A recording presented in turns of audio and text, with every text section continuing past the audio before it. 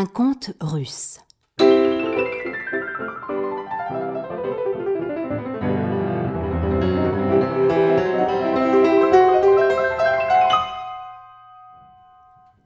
Dans un riche et lointain royaume de Russie, trônait un tsar qui avait 3 fils, Piotr, Vassili et Ivan, le cadet des 3.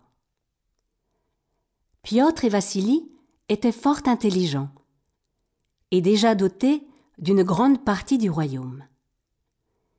Ils étaient mariés à 2 cupides princesses, étendant ainsi par alliance le royaume légué par leur père.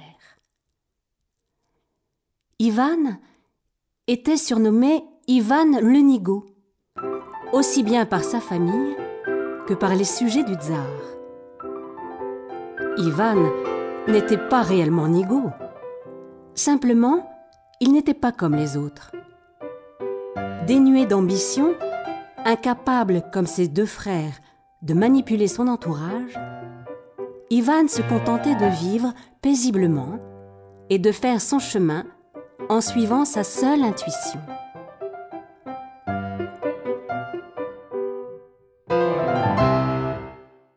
Un beau jour de printemps, il alla à la pêche.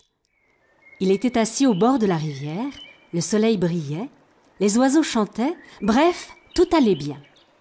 Ivan s'assoupit et le sommeil l'emporta. Peut-être n'était-ce pas un rêve lorsqu'Ivan vit devant lui une splendide jeune fille, vêtue de dentelle et ornée de pierres précieuses. Ses yeux ressemblaient à 2 grands lacs purs, ses tresses tombaient jusqu'au-dessous de sa taille, elle portait des ailes de cygne et planait en s'avançant. « Quel est ton nom, ma belle ?» demanda Ivan. La jeune fille agita la main au lieu de répondre, et des cygnes aux couronnes d'or s'envolèrent dans le ciel. « Comment t'appelles-tu, ma belle ?» répéta Ivan. La merveilleuse jeune fille se taisait, et son sourire rayonnait comme le soleil. « Approche-toi, pria Ivan. Je n'ai jamais vu une telle beauté, et je ne l'oublierai jamais, murmura-t-il.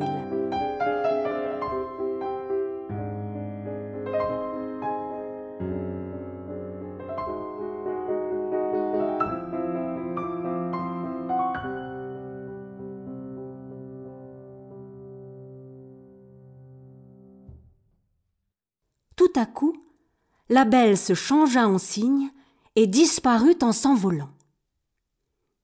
« Qu'est-ce que c'était ?» pensa Ivan. « Est-ce que j'ai rêvé?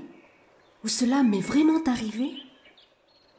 Et il se pinça avec force pour s'assurer qu'il ne dormait pas. Mon Dieu, que son cœur battait dans sa poitrine. Cette jeune fille resterait à jamais gravée dans son âme, et il ne pourrait vivre un jour sans penser à la belle princesse. Mais qui était-elle? D'où venait-elle? Comment la retrouver? Et quel était son nom? Qu'importe, pensa Ivan. J'irai la chercher à travers le monde, là où